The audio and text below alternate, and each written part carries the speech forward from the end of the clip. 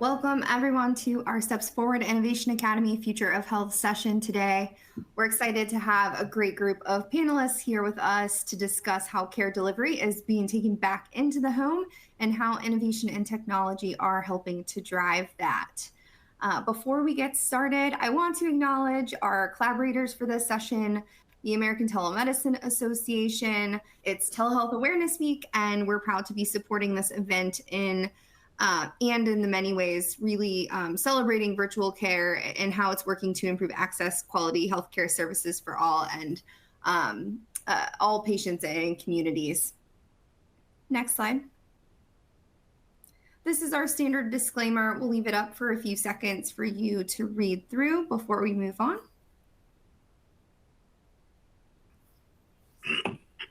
Awesome.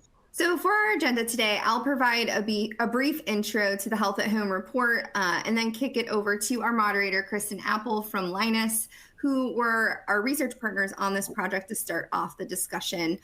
From there, we'll take some questions and wrap up.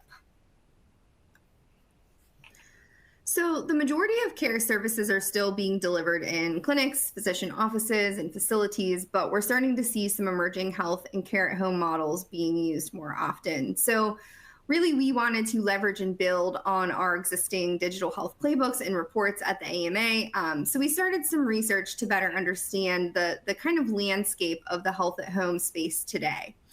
With increasing disease burden and an aging population, health systems are really experiencing hospital beds and clinics that are at capacity, physicians and care teams that are overextended and burned out, and a higher per patient expenditure than anywhere else in the world. So there really is a desire to start and get to providing higher quality care, improving access and clinical outcomes and experiences while reducing those costs. And delivering care in the home has emerged not only as a possible solution to these challenges, but a way for us to transform how we think about caring for patients. In the report, we provided a framework for the various types of care that can be provided in the home and are being provided in the home today, and outlined some key considerations for practices and health systems that are exploring health at home programs based on talking to practices, organizations, and companies that are building these programs and using them in their environments in the real world today. Some of those key considerations include understanding the evolving landscape, including how policy coverage and payment impacts health at home programs, determining whether or not you want to build that program within internally or partner with other organizations or companies to support that program. What would the necessary training look like to strengthen and ultimately potentially even build a mobile workforce, which is often a core component of health at home programs. Understand the unique and kind of varied circumstances of each home environment and really be able to plan accordingly for the patient caregiver experience.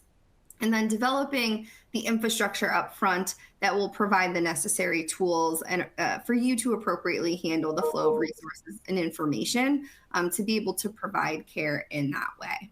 You'll hear a lot more about these kind of key considerations during the discussion on how various programs are working today and really what the future of health at home looks like. Next slide. Before we get started, I did just want to point out that we will be having an asynchronous discussion on our AMA Physician Innovation Network after this session. It will run for about 14 days, and it's just a really great way to continue the conversation and allow more room for questions as they come up as you reflect on this conversation and discussion today. So definitely feel free to check it out after the session. You can use this QR code. And we'll also be sharing this information, access information in an email following this. So now I'm going to hand it over to Kristen Apple. Again, she is from the Linus Group. They were our amazing research partners for this report, and she's going to be your moderator for today's discussion. Thanks so much, Stacy. Hi, everyone. It's really nice to have you all join us today. We're going to have a really lively discussion on the future of health at home and how we deliver that. We have some really great panelists, and I'd love for you all to take the time to introduce yourself. Please share a little bit about your organizations and then also what health at home efforts you're working on. Dr. Mishra, I'm going to turn it over to you, and then we'll go in the order of the slide that you see here. So please, Dr. Mishra, if you could introduce yourself. Thank you. Absolutely. Kristen, very good morning, and everyone else, very good morning. This is so exciting. This is like Back to the Future. And I always talk about this, my real personal story when I used to do a home visit with my grandfather. And I think we are doing that back again with the help of technology. So I'm Vimal Mishra. I work at UC Davis Health. I lead their digital care, care at home, and post-acute care programs, and also work with American Medical Association. And I had a great honor to author this great publication with American Medical Association, where Kristen was our research partner. And I'm looking forward to talking more. And UC Davis Health is a large academic medical center in California, Sacramento, and we care for our Northern California patient population significantly. So I'll pass it along to Ryan. Yeah, thank you, Dr. Mishra and Kristen and team. It's great to be here. I echo Dr. Mishra's comments. It's great to see care going back to the home. It almost is a back to the future here. And we're excited to be here, talk a little bit about how that's happening and how technology is enabling that. My role is I'm an associate vice president for a service line we call coordinated care and continuum integration, which basically means I help to get patients to and from and make sure that they're getting care in the most appropriate setting. And one of the opportunities that I have is around innovative care models. So I am responsible for our post-acute care continuum, and we sort of look at it as pre-acute and post-acute. How do we keep patients safely in the home and out of the hospital? And that's for VCU Health System. We are Virginia Commonwealth University Health System is based in Richmond, Virginia. We're a 4-hospital health system. And we were an early adopter of the acute hospital at home model. So we were the second to stand up such a program here in Virginia, and have some lessons learned that we can share with you all, and look forward to the discussion. And I'll turn it over to Kevin.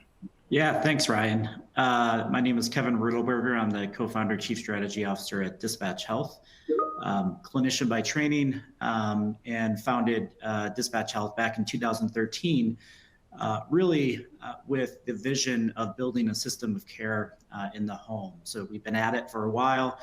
This is squarely what we do, is to deliver high acuity care into the home, identify individuals with high medical need, high social needs, and to be able to wrap the right service for them inside the home. And so that may be individuals that don't need to be into the emergency department by delivering urgent medical care into their homes. It may be individuals that we could hospitalize in the home. So we've been performing in-home hospitalization now since 2019. Obviously, through the pandemic, has been a great Kickstarter for that across the country, which we'll get into today. Post-acute services, so right-sizing the needs of the patient coming out of a ER, hospital, or skilled nursing facility to avoid readmissions and get them back into the primary care or specialists. And then lastly is really around a pop health bucket, performing last mile imaging, so x-ray, ultrasound into the home, and then in-home assessment wellness visits for Medicare Advantage plans across the country. So we're operating now in 50 markets in 30 states across the country. So we've had a lot of growth since the start in 2013. So looking forward to the conversation, and I'll pass it over to Nick. Good morning, everyone. Nick Stupakis. I'm the vice president and founder of Helion, which is actually a for-profit division of Highmark Health. And so my background is actually skilled nursing, home care, hospice. I've also worked in our provider network, the Allegheny Health Network, running all of their post-acute care strategy from building businesses there, home care, hospice businesses, all the way through how do we create,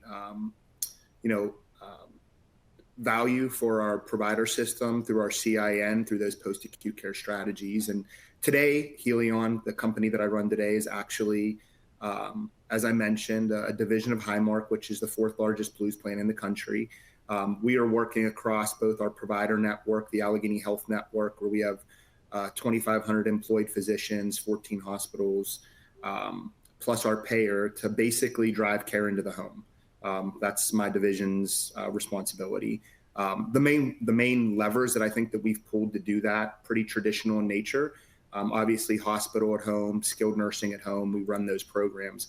But where I think we've taken one step further is we've actually deployed our home health network. And so we have about 200 home health companies that are in our network that we're moving to value. And so we're using those companies that have hundreds of home health nurses, physical therapists, occupational therapists, to really be the foundation of our healing at home strategy, where we've launched behavioral health programs, palliative care programs, and we've actually moved about 90% of those companies into upside downside episodic reimbursement that's proprietary to Highmark to really be the foundation of those programs. So really excited to talk about how we use technology, reimbursement design, and those strategies to advance our hospital at home and health at home strategies. Nice to meet everyone. Thank you all so much. One housekeeping thing before we get started into the bulk of our conversation. There is an area for question and answer. Please feel free to drop in your questions. We will be having those questions discussed about 45 minutes into the hour or sooner. So thank you again for your introductions. All of your organizations are really leading the efforts to expand health at home across the nation. I'd like to start just by talking about that evolution. Where were we before? Where are we now? And specifically, what are the efforts that are really driving the rapid change? And here's the catch. You can't say COVID. Dr. Mishra, I'll start with you. So no, Kristen, I think that's a fantastic question. And it's a question we all are asking, right? We, as a healthcare systems, at a healthcare ecosystem overall, we are kind of struggling with access, capacity, experience, and really cost, right? So how do we start thinking about, changing what we are doing today? We are at a point where we are doing the same things, thinking that we will have a different results. We have been doing this for centuries, similar kind of models where we used to go to the patients, we are organizing care around us, around clinics, around hospitals. And we are expecting the experiences to increase. If you see lots of research around, experience of our patients has been really poor. Cost, as you know, 20% of GDP continues to grow. And then, capacity. As an academic medical center, I was at Virginia Commonwealth University. My friend Ryan can also attest to this. We are always full. We are 92 to 95% capacity for decades. So the question is, what are we doing wrong? Are we providing care in a more patient-friendly way, in a new way which we can deliver? So I think these are the culmination of all the crisis, and I think this is taking care back to patients' home is, I think, the answer. There's lots and lots of things happening. And I was sharing initially my first experience when I was a little kid going to my grandfather for a house call, and the experience I got from that was incredible. The family, it was not only taking care of the patients, but taking care of the family and having that trusting relationship. And I think we can do it back again. Now, that model was not scalable, but this model is, with the help of technologies, with the help of what Stacy was reviewing, with the help of infrastructure innovation, with the help of new care models, right, platforms, and as well as mobile workforce. So I think we can take it back, and I think the culmination of all this is leading to a real revolution. And if you also see, there's a McKinsey article as well around, they did a research around, and they found about 20 to 30% patients who are being cared in the hospital or in the clinical spaces can be easily taken care at home as well. So we are not talking about taking all the care from hospitals and clinics to home, but what is more appropriate to be provided at home. And Nick talked about some of the hospice and palliative care and others, as well as some primary care as well. So we'll talk more on that, but thank you, Kristen. I think this is a right time for us to start thinking about innovation and taking care back home. So Kristen, if I could add on to that from the hospital perspective, and Dr. Mishra hit the nail on the head. So I talk some in the AMA briefing about, understanding what your why is as an organization. What problem are you trying to solve? And for many hospitals, it really is about capacity and how do we do things differently to optimize the beds that we have, the brick and mortar beds, make sure that we've got the most appropriate patients in those. So agree wholeheartedly with the capacity drivers and sort of getting back to basics.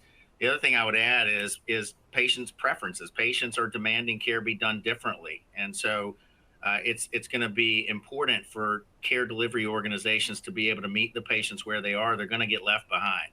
And I'll give an example of that. There's for the acute home hospital program, and again, we view home care as a continuum, all the way from sort of low acuity, sort of health coaching models, all the way through hospice and end of life. But for acute home hospital, which the United States is a bit behind in compared to some other countries who've been doing it longer and in a broader scope, 2/3 of patients approached said that they would take home hospital, though they've never heard of it. And then folks that have been through it, in our experience, as well as the national literature, 95+% say if I have to be hospitalized again, I would do it like that, because the home care model does work. It's more patient centric. And to Dr. Mishra's point, it's organizing care around the patient versus the care delivery organization. And Kristen, I would just add from my perspective, I think simply, there was a couple things that were barriers to that growth. I think one, the technology has caught up from a process perspective. A lot of these things years ago were just administratively burdensome to our physician organizations. We're asking physicians that are already 100 to 10% capacity to do something new. And even though the technology seems really cool, the process wasn't there. And so the adoption wasn't there for our physician organizations. And I think as those technologies and processes have matured and are not as administratively burdensome, and we've created better processes where our physicians are seeing that it's actually helping them with their daily workflow, I think that's really helped with the growth. And I think the second piece is you're seeing a lot more risk models. As you start shifting both payers, either your CINs or with your managed care payers, some of those risk models, you will continue to see the home being the preferred destination, not only because that's where members prefer to be, that's also the lowest cost. And so I think as we continue rolling out risk models and continue building processes that aren't as administratively burdensome for our physician organizations, you'll continue to see that growth. Yeah. Are there any, sorry, go ahead. Yeah, just one last thing that, I think everything that was said is spot on.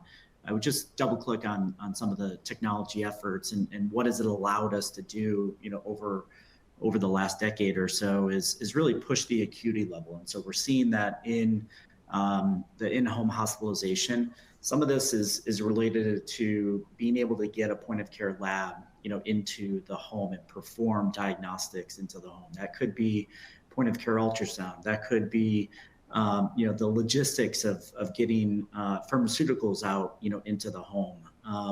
And so that the value creation continues to go up as you start to right size the care that's needed for those individuals in the home. If you can avoid, ER visits, if you can avoid hospitalizations, if you can avoid skilled nursing home visits or skilled nursing facility visits, that drives more value, which helps, as we start to take on more risk, as Nick was alluding to as well. Good. We've talked a lot about the future of health at home from an evolution perspective. We've also shared some challenges and barriers that might be that we're all facing as health at home continues to roll out. I'd like to talk a little bit about the opportunities and specifically throughout the framework that was delivered via the AMA. We talked a little bit about, do we decide to partner or build? And all of your organizations here have had that question answered, and you've had made choices about, do I partner, do I build? Kevin, I'd like to frame this question to you first. Could you talk a little bit about partnering versus building, and specifically as it relates to the initiative that you're working with UC Davis? Yeah. we announced a partnership with UC Davis, which we're super excited about in the last month or so. And so that work has been going very well in Sacramento, and Dr. Mishra can talk to that a little bit further and what's happening around that. But that is a big decision within hospital systems. Is, do you build this within their organizations, this capability, or do you partner with organizations like ourselves, Dispatch Health? And we partner with health systems all across the country. We also partner with payer organizations to be able to bring contracts to the table to be able to deliver this high acuity service into the home. And so being able to have more of a turnkey solution of the logistics, the provider network, the know-how of being able to deliver high acuity care in the home safely. We've seen now over 1 million patients to date inside the home. So there's a lot of experience being able to take care of those patients, and playbooks developed to be able to understand who's the right fit to be able to take care of those patients, to be able to drive the most value. I mean, we're not intending to be able to just drive convenience, but it's driving convenience plus driving the right patient selection. And this is where we've worked very closely with Dr. Mishra's group there, is within a call center, and their nurse call center is to be able to stratify those individuals to make sure, do they need to go into their ER? Could they make an appointment with their primary care?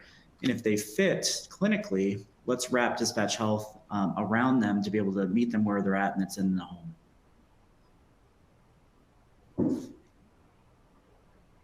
Wonderful.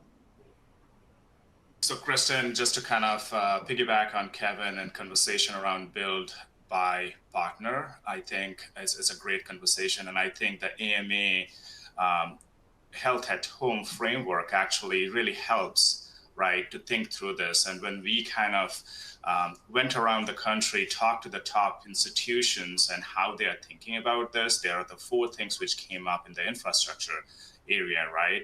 So what is the logical and operational expertise, right? So is that health system, does they have the new logistics systems where you're able to be agile and able to provide care where the patient is, right?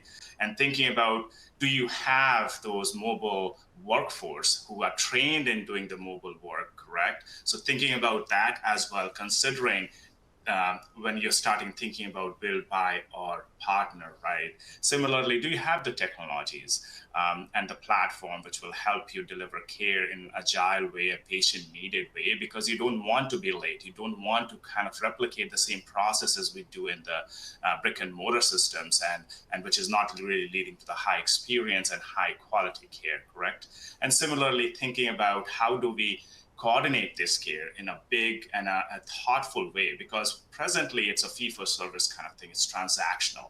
So today a patient calls, hey, do you have an appointment? We don't have an appointment, go to the emergency department. So thinking about how do we, because everybody is so full and burnt out with the work they already have, if you are asking the same teams to do more work rather than supporting them in doing their work, it can really lead to more burnout. So to the point, what we're talking about with the partnership we thought about was around unpacking these all 4 variables and thinking about strategically where we want to be. And I think the partnership was the best way thinking about this. But at the same time, the way we integrated and digitally enabled care models, and this is something which I certainly we should all think about, is it's not about just saying, hey, we will just buy it and it can be separate arm of itself, because our patients, our clinicians care about those patients. So how do you bridge that gap?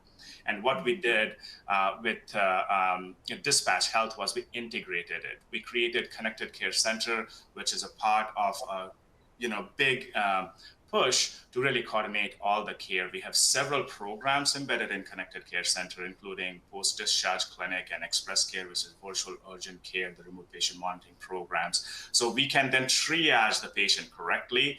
And it created an easy button for our providers and clinicians saying, hey, I'm just referring this patient to the Connected Care Center. Connected Care Center can triage the patient the best venue. Maybe the patient was discharged 2 days ago and is not doing well, may need some reconciliation of medication.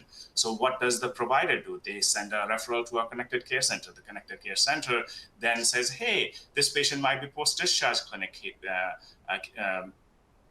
patient, so why don't we send the patient there? Or maybe the patient needs an acute intervention and we can send the dispatch health. And then making it easy, integrating it, creating the platform, making sure that patients are being cared for wherever they are. Yeah. That's great. That integration, the technology platform that enables care to be delivered faster at home in a patient's own home environment is really going to be a benefit for your patients. Ryan, we've talked a lot about technology, and at VCU, you are doing both, partnering, you're building your own. Could you talk a little bit about how technology has really impacted the rollout at VCU, and also are there other ways that it's really enhancing the health at home model for your organization? Yeah, happy to, Kristen. Thank you. So I'd like to hit on kind of a couple points. So one is, and we've talked about this throughout our discussion today, but care at home goes back decades, centuries even. And so what we're talking about here is, how does technology improve that care paradigm? So for us, we've been doing home-based primary care since the mid-'80s. We've been at it over 4 decades. But I think it's really how technology has sort of enhanced our care paradigm is sort of twofold. And Kevin hit on one point earlier, which is it's driving up the acuity. So it's allowing us to go from primary care and now do urgent care, do post-hospital, transitional care, and now even acute care in the home.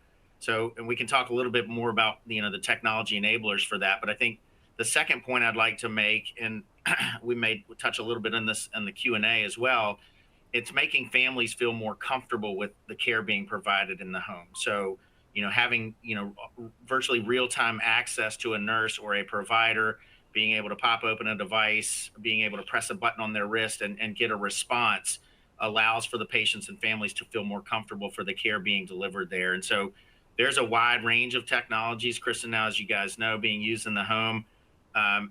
For us, those are probably the 2 drivers. And I would keep coming back to a comment I made earlier, which is you really have to understand what you're trying to accomplish.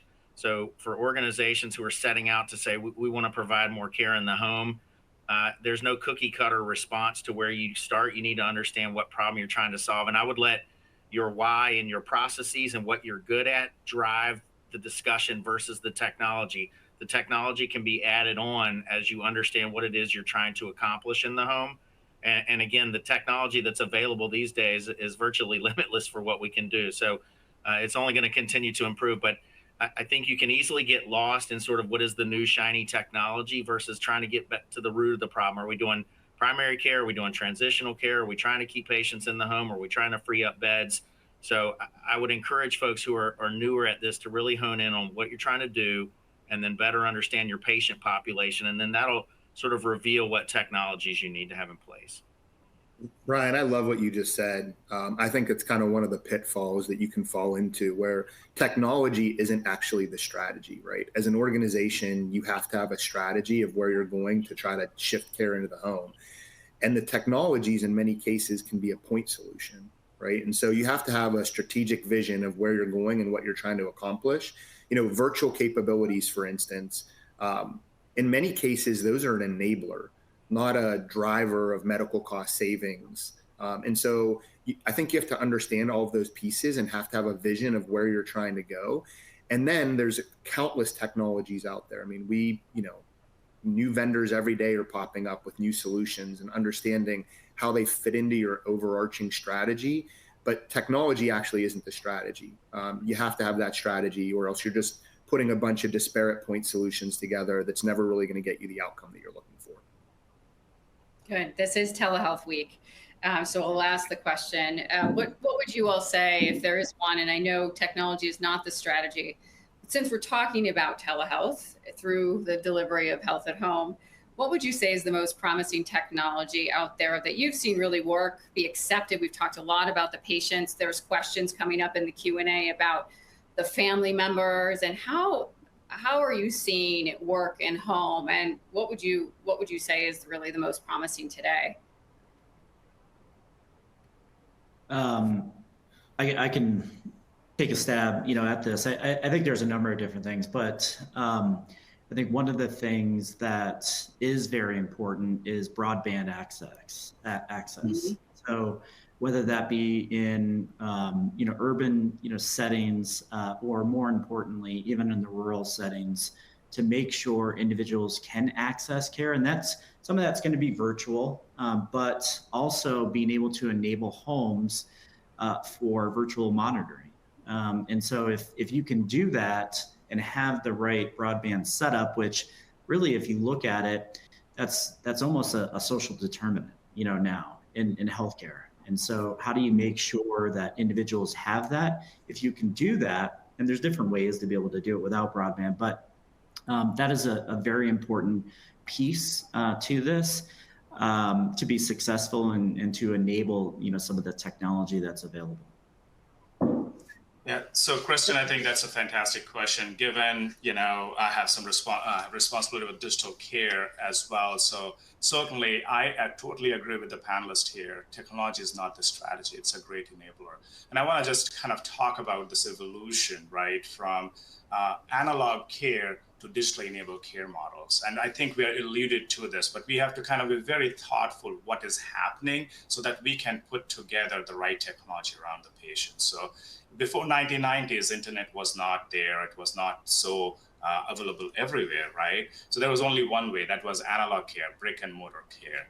Then we moved into the parallel world where we had a very little of less than 1% of care delivered virtually. And there's a lot of non-inferiority research there saying, hey, telehealth works, and it works a similar way as a brick and mortar care. And then we got launched into this digitally enabled care models. So now there are, affordances which technologies gives us, which were not present before in the analog world. So thinking about that and thinking about the potential of where the technology will be helpful and where it is going to hurt is so important. So thinking about this new digital care solution, video visit, remote patient monitoring, asynchronous telehealth, continuous and passive sensors, and AI, augmented intelligence as well.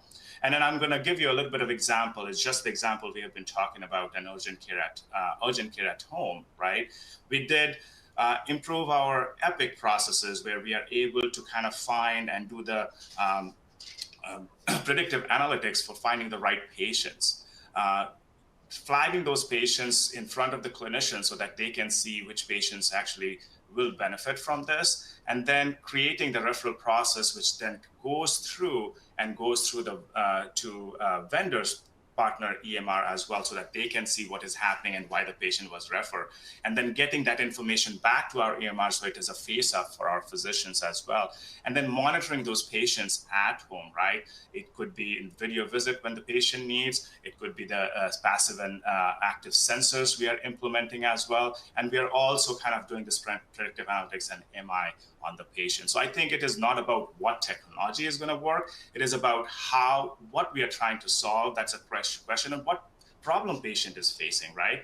Because we don't want to throw technology on the patients who cannot see well, right? And we are asking them to do video visits. That's why we have to think very thoughtfully what the patient needs and how they will adopt and get care. So, one patient, we might have to just do analog care model where we say this, send the team and we do all the work, and the other spectrum will be really tech savvy, who can answer the questions and through the video chat and maybe get the care that. Yeah, good. Health at home offers increased capacity, reduced cost, increased patient satisfaction. There's one major part of delivering health at home that we really haven't talked about in extent yet, and that's the provider. Tell us, what is the perspective of the healthcare provider? How are they feeling about this change? I know we did a lot of work with the AMA to try to understand that healthcare perspective, provider perspective. Does anyone want to start with this question? What about the doctor? What about the healthcare team that's in the house? What should we know? Yeah, I mean, I can start this off.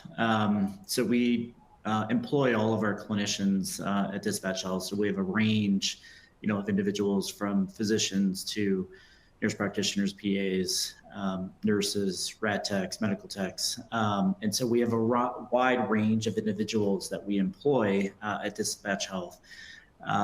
And these individuals love being in the home and taking care of, patients. The trust that's built, being able to sit on an individual's couch and, caring for individuals, understanding kind of their landscape versus, a traditional office setting or a traditional, facility. It really brings them back to the why for them they got into medicine. They're able to, spend time, understand, some of the family dynamics, in the home. And, we have amazing stories from our clinicians on, bringing life back into them, caring for these patients inside the home, setting. And the only thing that I would, maybe, touch on is we have there's a lot of stress right now in the provider community, and some of this is lack of our providers. We need to do a good job, moving forward to make sure that we have the right clinician practicing at the top of their license to deliver the right care, and that's holds true to facility-based care, but it also is going to be very, very important moving forward for the growth, of in-home care. And so, some of this is on a regulatory front, some of this is state-based, some of this is national-based, but we need to do a good job of making sure that we're, keeping people practicing at the top of the license. Yeah. Kristen, I feel really strongly about this. I would say, all of these strategies are great, and it's my responsibility in our organization to deploy them. And the technology is amazing. But the last mile is what counts. And I think that last mile is inclusive of adoption of the members, the clinicians in the home, and our physician organizations. And if you haven't tied in those pieces, obviously there's staffing crisis with home health agencies. Our physicians have a million different things that we throw at them that we're like, hey, we think this is really great, new technology, new program. And at the end of the day, they're trying to take care of patients. And so I think that the key to any of these strategies to drive care into the home or new technologies is really the adoption of it. And if the adoption, whether that's your organization or if you're bringing in a vendor to partner with, if the adoption isn't just as important as the technology or the strategy itself, I don't really see, at least in our organization, those things haven't worked. And so I think that last mile is really the important piece in making sure whatever we're doing, whether it's technology, a solution, a strategy, if it's not aligned to our physician organizations, I talk to our PCPs and our primary care doctors and our specialists all the time, and they're like, Nick, that sounds great, but like, how does that impact my day? And so if that's not the biggest piece of your strategy, and that adoption, you're not spending as much time with that adoption piece, it's just really hard to make anything work. Yep. So, Kristen, I think being a physician and leading a healthcare system where we are trying to get innovation, and it's incredibly important for us to be very thoughtful, thinking about all the stakeholders. So I want to kind of unpack this problem, what we are facing, right? The problem we are facing is threefold, right? It's a time and space continuum. So telehealth is bridging that. But what continuum we are stuck into is one-to-one care. So how do we change that one-to-one care to one-to-many care, right? And thinking about how do we make technology an asset to our clinician, our physicians, rather than a burden. And what we have done and what we have shown in the past with the EMR implementation, it decreased productivity. So we have to be very, very thoughtful what we are implementing. And I'll talk about a very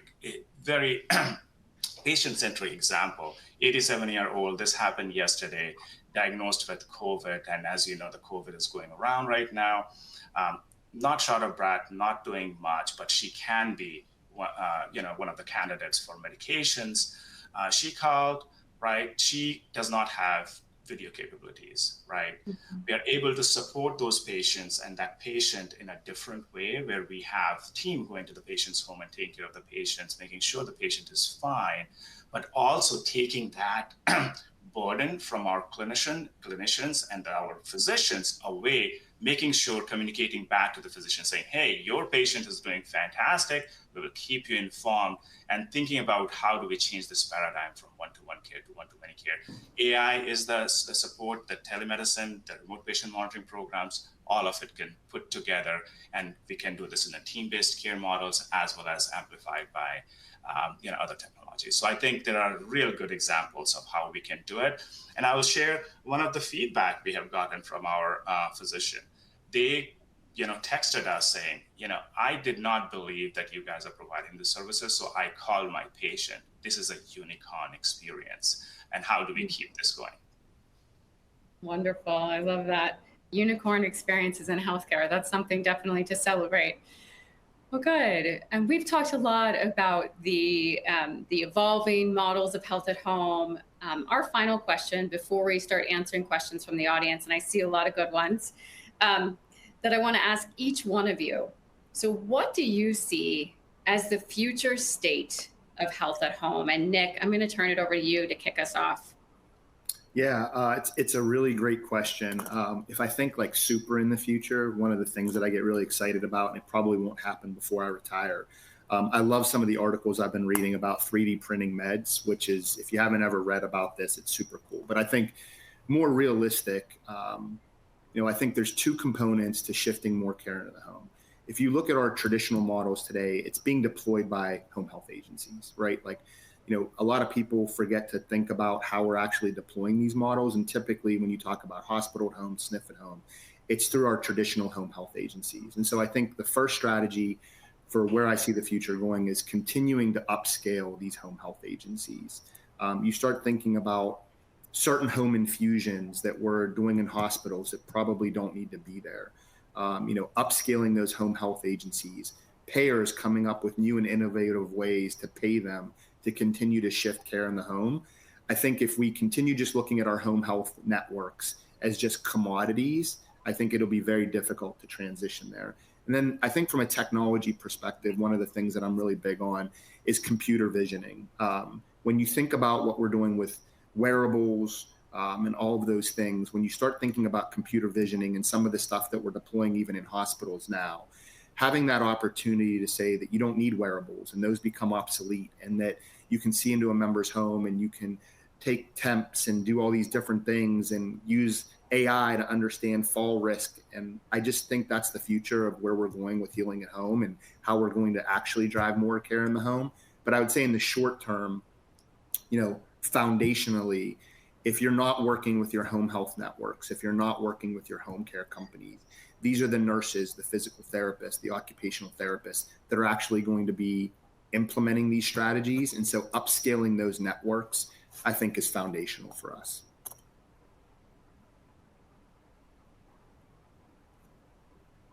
Good. You want to? Yeah, Kristen, I'll jump in. I agree with Nick on all of that. Well said. I think, I would come back to a point I made earlier, which is consumer preferences. I think consumer preferences are going to continue to evolve in this way. So certainly we're up against uncertainty with how payers want to pay for it, how regulators want to regulate it, and all the rest. And, we talked about some of the adoption challenges and how important those are. I think you're going to continue to see more and more consumer demand for these types of services. So, you're certainly always going to run into the counter arguments of privacy in the home and those kinds of things. That'll always be there. But I think we're continuing to see a shift now of how consumer preferences desire care to be delivered. I mean, telehealth appointments are a great example, but now taking it even further and saying, what can we do in the home? How do we continue to grow that? I think it's going to be harder and harder to ignore that consumer preference as provider organizations as well as payers and regulators.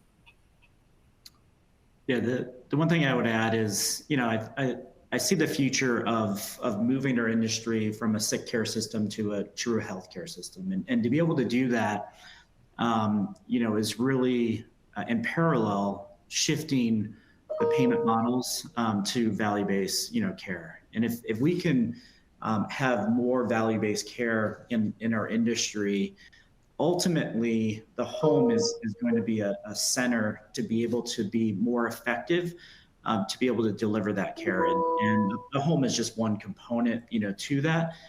But you're going to need that to be effective. I think we have a tremendous opportunity to leverage data more effectively moving forward. So as the home is used, as we start to collect more data, as consumers, we're going to have a better understanding to get further upstream on these individuals to truly take care of their health versus not to reactively intervene, on these individuals when they're sick. And so I think those things are going to lead to the home flourishing, and all the models that were highlighted into the report, that we all contributed to, are going to continue to increase moving forward. So Kristen, my crystal ball. I think all the comments were so amazing and spot on, and my crystal ball. So from the perspective of being a physician who is actively taking care of the patients, our promise to our patient is, we got you. We will take care of you where you are. So I want to put this in a more provocative way as the future. It is not about what needs to change, but think about our patient experience today, right? You feel vulnerable, you feel sick, you have fever, you don't want to move. What do we do? Ask our patients to do. Hey, call up the phone, take responsibility for your care, go to an urgent care center, go to emergency department, wait there for 6 to 8 hours, and then maybe we'll discharge you home. And maybe you need to be hospitalized. By the time you're feeling, more sick and more vulnerable, people are seeing you, people are testing you, people are prodding you, right? And then next, it continues to go on. Let's challenge that status quo. That's the only way we provide care. Let's think about how do we get humanity back in patient care, create care paradigm around patients, and think about the patient journey from well care to the sick care. And think about this whole continuum of care, from at-home care to ambulatory care to on-demand care to transitional care to acute care to end-of-life care. Let's integrate that together. Let's think about what the perfect optimal journey a patient should experience when you're sick, and every one of our patients and us deserve it. So let's challenge ourselves. Let's think about how we can do it, and I am sure we can do it. Thank you. Well said. We're ready for the future. We have some great questions, and there's a few questions actually that get into the specifics around actually broadband. And Kevin, you mentioned that there are other ways to do it. There's a few questions. I'll read one of them. How do we make sure that folks without broadband access do not get left out? Is there any policy initiatives or partnerships to really push for broadband access in rural areas? This is a social determinant of health. What can we do, and what have you seen others do by being able to deliver care in rural areas or other areas that aren't as supported by broadband? Yeah, the one thing I would say, I do think that it is critical, moving forward, for scale. This is not a, current dependency for a service like Dispatch Health. We're able to still bring everything that is required to deliver, our care in an effective way to individuals that do not have broadband or do. And so we're still able to, bring the capabilities to perform, our lab services, on scene, be able to perform imaging, services on scene. And so for more rural, settings, I do think that this is critical to be able to help. And some of this is through telehealth, some of this is through remote patient monitoring. to be able to provide greater access to this care. But in-home care, true individuals being in the home, delivering, high acuity care it's not a requirement today. But I do think that it's important for, government from information being able to come in and help those communities, or the private sector coming in to be able to help those communities be able to provide that service. Good. This is a question for Ryan or Nick. Someone says, everything you're saying makes sense, and I'm assuming that's to lower the cost. Physicians are providing care at home by video, yes, with a nurse PA or ... in home with the patient. Ryan, do you want to start? Yeah, sure.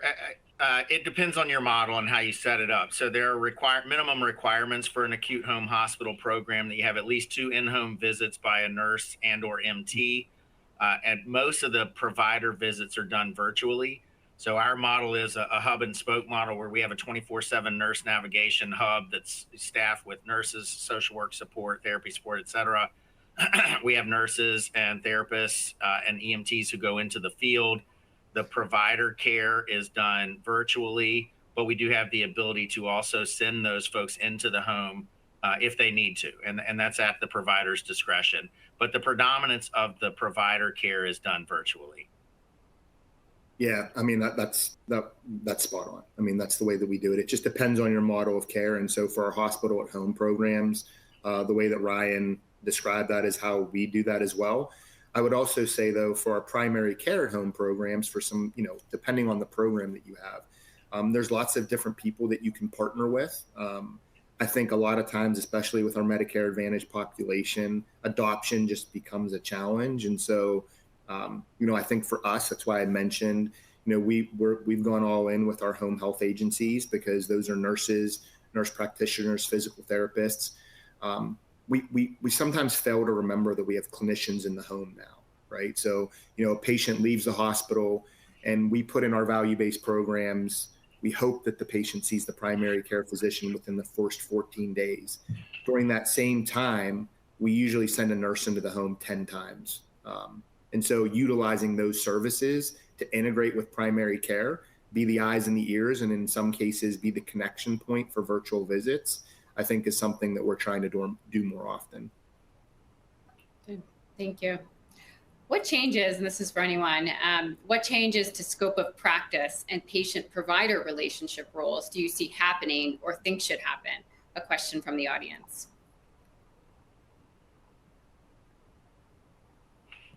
Well, I'll take this, and this is something I spend a lot of time on the side, helping to be able to provide greater access. And this is really, looking at our current workforce. If you think about the hospital home service, what role do paramedics, play into care delivery? What role do our nursing, staff play in care delivery in the home to enable the most effective, care? When we look at our nurse practitioner provider network or PA network, there's a lot of differences, state by state. And so how do you be able to, improve on that scope of practice and allow for true team-based care to, keep those individuals' practice at the top of their license, which is very important, moving forward. And if we can start to think about that and helping to right size and use technology to right size that care, we can get the right individual to be able to take care of, those patients and truly deliver effective team-based care. Good. Others? There are a lot of details. Oh, go ahead. I'm sorry. On the provider-patient relationship, it's a more intimate relationship. You've got someone in your home. It's already an intimate relationship with a provider of any type and a patient. But now you're inviting someone into your home, again, depending on which model we're talking about, but often multiple times a day in an acute home hospital program. And so I think to Nick's point of leveraging your home health networks, we do have a home health and a hospice agency, and we lean heavily. So when we're looking for folks to staff our program, we're looking for folks with acute care experience, but we lean heavily on the home health agency to then train them, support them, make sure they're comfortable going into the homes, understanding that it is a little bit of a different dynamic now for that patient. They're opening their doors, they're opening their trust, they're inviting us in. So I think it's important to make sure that, we've talked a lot about technology, rightfully so, but it is a very high touch program. I mean, any of these programs in the home, they're very high touch. So, I think you have to hire accordingly, you have to train accordingly, you have to understand that relationship dynamic is a little bit different than a patient coming into a clinic or an ER. So I just wanted to call that out, Kristen.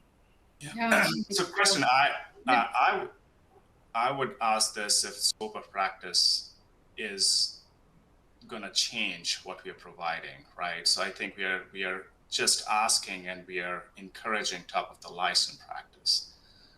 And as things change, certainly that's a conversation. But I also want to just kind of talk about, we talked just about the physician experience, the clinical experience, and this is a feedback we get. The team showed up, we're terrific, 2 RNs, 2 EMTs, competent, warm, efficient, and knowledgeable. Hope we can skip future ER visits. I'm doing well and makes me think we could age in place. Thank you for things you make it in our life possible. So the question is more about how are we supporting our patients and what the patients need, and how are we organizing care around the patients? Yeah, good.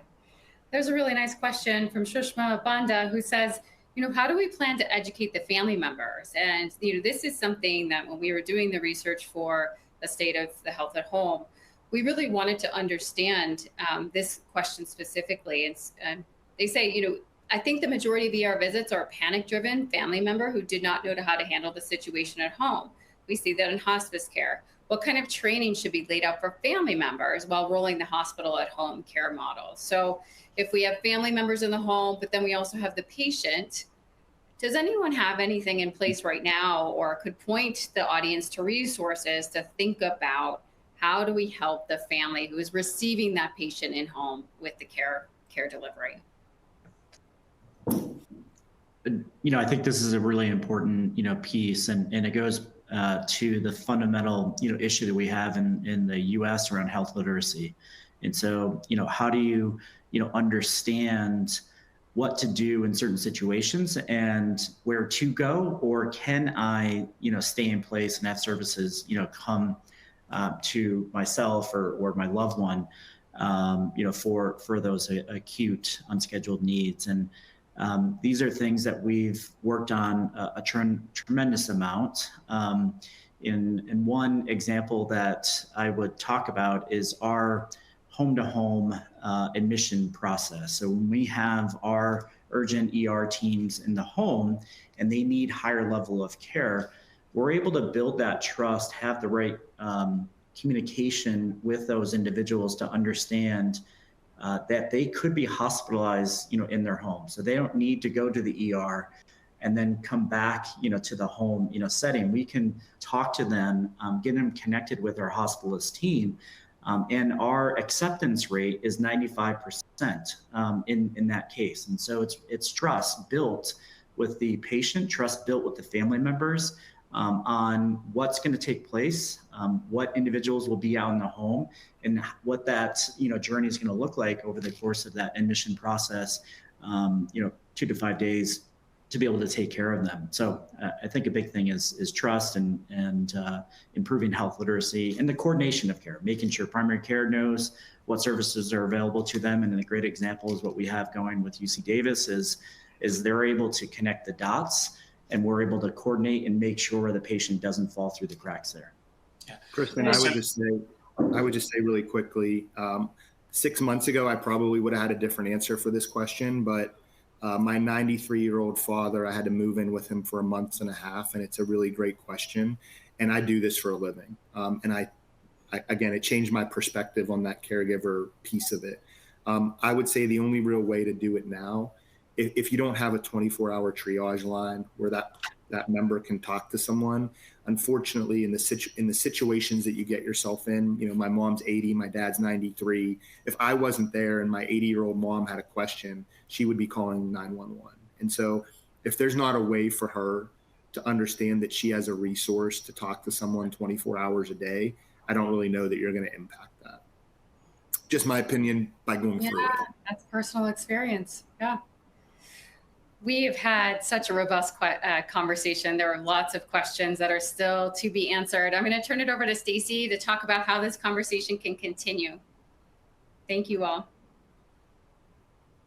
Thanks, Kristen, and thank you to each of our amazing panelists. You really are leading the way for Health at Home today. And Nick, I also would echo that personal experience is really gives you different perspective. And I personally love this conversation because as a rare disease patient myself, I've spent a decent amount of time in the health system, had a few hospital stays, and the running joke was amongst my family is there's no rest for the sick in the hospital because there's always something dinging and someone coming into your room and lights being turned on. And so it's really exciting. And I love the idea of being able to think about taking healthcare experiences at home when you're trying to rest and heal back into a place where often patients feel much more comfortable than in the hospital. So if it's doable, I think it's a really great option. And again, just really loved the conversation today and look forward to continuing this work. So thanks again, everyone, for joining us today. Please share any additional thoughts or questions over at the AMA Physician Innovation Network discussion. Our panelists and Kristen as our moderator will also be there to answer some of those, as well as myself, over the course of the next 14 days. And then you should receive a brief survey after this session, and we'd greatly appreciate it if you could fill that out for us. And if you have any additional feedback, thoughts, questions for us, please don't hesitate to reach out. Myself and our teammate Laura, our contact information is here for you. So we hope to see you at our next session, and I hope you have a great rest of your week.